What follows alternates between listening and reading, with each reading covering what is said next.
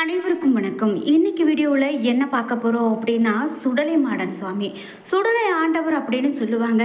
இந்த சுடலை மாடன் சுவாமி வேட்டையாட போகும்போது ரொம்பவே ஒரு ஆக்ரோஷத்தோடு இருப்பார். இந்த வேட்டையாடக்கூடிய காட்சியானது தற்போது இணையதளங்களில் ரொம்பவே வைரலாக போயிட்டுருக்கு. அந்த வீடியோ காட்சியை நாம் இதில் தொடர்ந்து பார்க்கலாம்.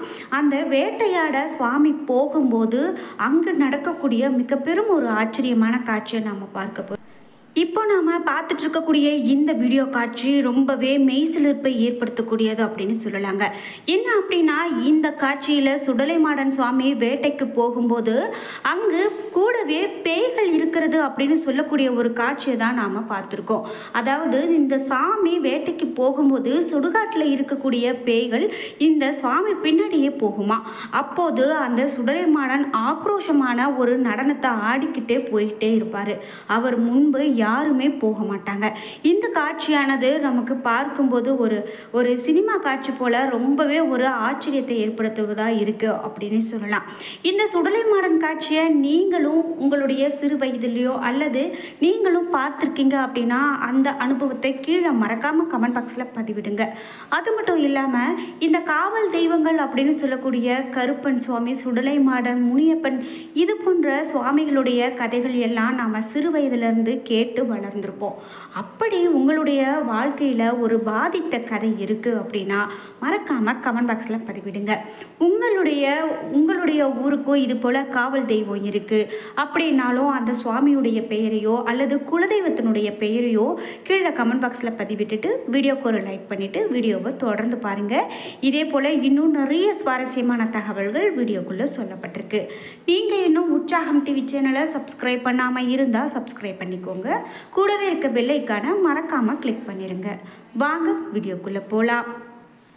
இந்த வீடியோ பார்த்துட்டு இருக்கக்கூடிய உற்சாகம் டிவி நேயர்களுக்காக சொல்ல வர்றது என்ன அப்படின்னா, நம்ம வாழ்க்கையில் ஒரு கஷ்டம் அப்படின்னு இருக்கும்போது அந்த கஷ்டத்தை போக்குறதுக்கான ஒரு வழியை நாம் கண்டுபிடிக்கணும்.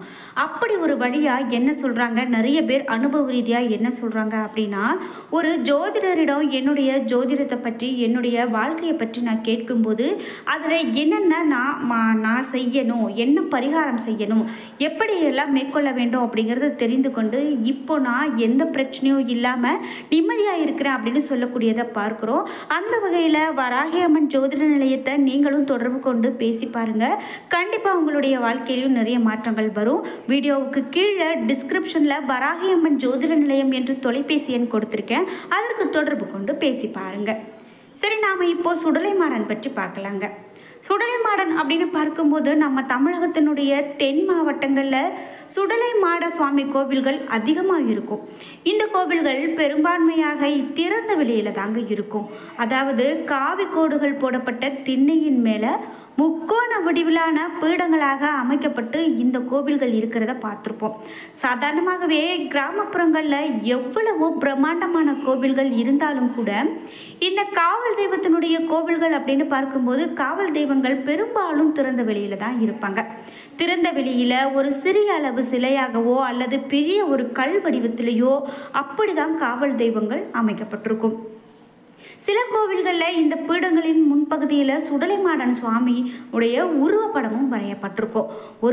ஒரு சில பெரிய கோவில்களில் மட்டும்தான் இந்த சுடலை மாடன் சுவாமியினுடைய உருவத்திலான சிலைகள் இடம்பெற்றிருக்கிறத நம்மளால் பார்க்க முடியும்.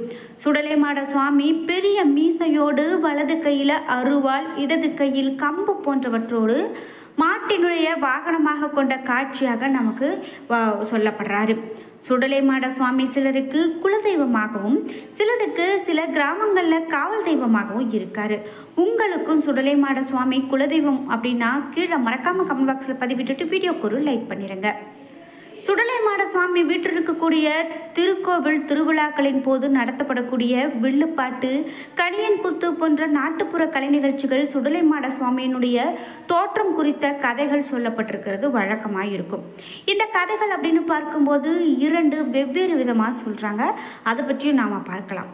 ஆனால் பொதுவாகவே சுடலை மாட சுவாமி அப்படின்னு பார்க்கும்போது தென் மாவட்டங்களில் இந்த சுடலைமாட சுவாமி காவல் தெய்வமாக வணங்குகிறாங்க நிறைய பேர் அப்படின்னு சொல்லலாம். அதில் குறிப்பாக திருநெல்வேலி, தூத்துக்குடி, கன்னியாகுமரி மாவட்டங்களில் பரவலாக சுடலைமாட சுவாமியை காவல் தெய்வமாக போற்றி வணங்கக்கூடிய ஒரு வழக்கம் இருந்து வருதுங்க. சுடலைமாடன் ஒரு கிராம காவல் தெய்வம் அப்படிங்கிறது நம்ம பார்த்தோம். இந்த கிராமப்புறங்களில் சுடலைமாடன் சுவாமிக்கு பொங்கல் வைத்து வழிபாடு செய்வது முக்கியமான வழிபாட்டு முறையாக இருந்து வருது. எந்த ஒரு சுப நிகழ்ச்சிகளாக இருந்தாலும் சரி, சுடலைமாடன் சாமிக்கு அனுமதி பெற்றுட்டு கிராமத்தில் அதற்கு பிறகு செய்கிறது தான் வழக்கம். சிவபெருமானுக்கும் பார்வதிக்கும் பிறந்த மகனாக இந்த சுடலைமாடன் சுவாமி கருதப்படுறாரு. சுடலைமாடன் என்று அழைக்கப்படுவதற்கு ஒரு காரணமும் இருக்குதுங்க. அதாவது பார்வதி கைலாயத்தில் 1000 தூண்களை கொண்ட மண்டபத்தில் இருக்கக்கூடிய தூண் விளக்கு சுடரில் பிறந்ததால மாடன் என்பது சொல்றாங்க. சுடலை என்பது உயிரற்ற உடலை குறிப்பதாகவும் கருதப்படுது. மயானத்தில் எரிந்த பிணத்தை தின்றதால சுடலை மாடன் என்று அழைக்கப்படுறாரு அப்படின்னு புராணங்கள் வழியா நிறைய கதைகள் சொல்லப்படுதுங்க. அப்படி உங்களுக்கு தெரிந்த கதைகள் இருக்கு, அல்லது உங்க கிராமத்துல இது போல சுடலை மாடனுக்கு கோவில் இருக்கு, ரொம்ப விசேஷமா அங்கு திருவிழாக்கள் செய்யப்படும் அப்படின்னு சொன்னாலும் உங்களுடைய கருத்துக்களை மறக்காம கமெண்ட் பாக்ஸ்ல பதிவிடுங்க. இந்த தெய்வங்களுடைய கோவிலுக்கு பெரும்பாலும் கூரை வேயப்படுவது இல்லை அப்படின்னு பார்த்தோம். அப்படி கூரை இல்லாமல் எளிமையாக காட்சி கொடுக்கக்கூடிய இந்த கோவில்களில் சிலைகள் இருக்கும் தனி அறையான கருவறை என்கிறது பாதுகாக்கப்பட்ட பகுதி இல்லை.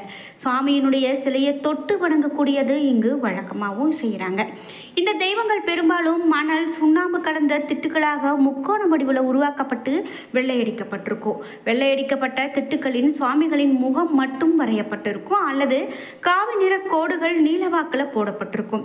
சில ஊர்களில் கற்சிலைகளாகவும், சில ஊர்களில் சிலைகள் களி மண்ணாலோ அல்லது சுண்ணாம்பாலோ உருவாக்கப்பட்டு வண்ணம் பூசப்பட்டிருக்கும். இந்த தெய்வங்களை போல கருணை வடிவமாக முகங்கள் இந்த தெய்வங்களினுடைய முகங்கள் அமைக்கப்படுவது கிடையாது. அதாவது இந்த தெய்வங்கள் ஒரு ஆக்ரோஷமாக கோப ரூபமாக இருக்கிறது போலதான் பார்க்க முடியும்.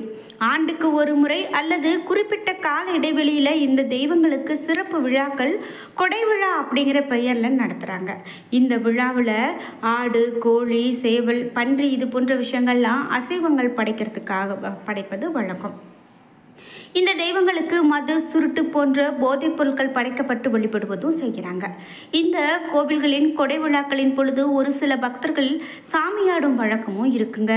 சுவாமியாடிகள் அல்லது சுவாமி கொண்டாடிகள் அப்படின்னு இவர்களை சொல்கிறாங்க.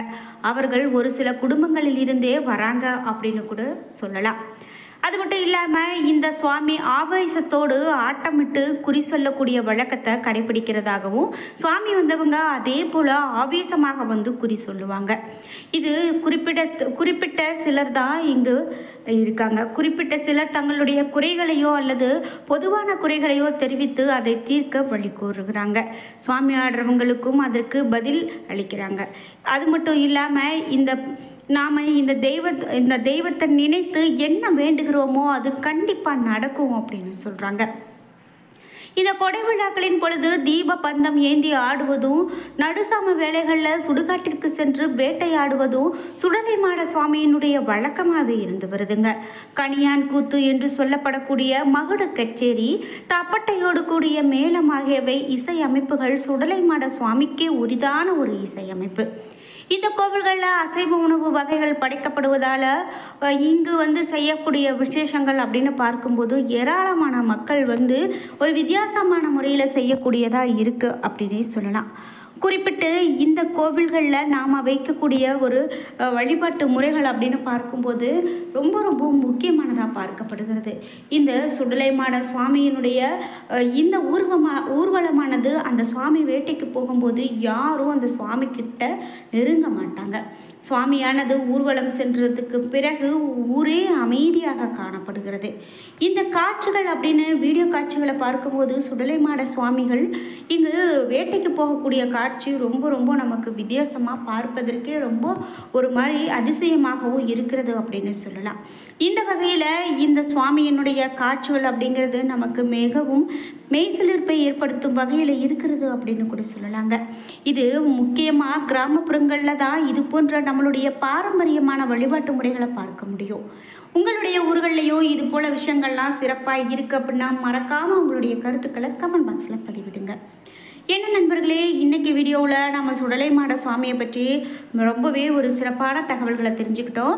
இந்த வீடியோ காட்சி உங்களுடைய வாழ்க்கையில் எப்படி ஒரு உணர்ச்சி விதமாக அமைந்தது என்பதை கீழே மறக்காமல் கமெண்ட் பாக்ஸில் பதிவிடுங்க. வீடியோ பிடிச்சிருந்தா லைக் பண்ணுங்கள், ஷேர் பண்ணுங்கள், கமெண்ட் பண்ணுங்கள். நீங்கள் இன்னும் உற்சாகம் டிவி சேனலை சப்ஸ்கிரைப் பண்ணாமல் இருந்தால் சப்ஸ்கிரைப் பண்ணிக்கோங்க. கூடவே இருக்க பெல் ஐக்கானை மறக்காமல் கிளிக் பண்ணிடுங்க. நன்றி வியூவர்ஸ்.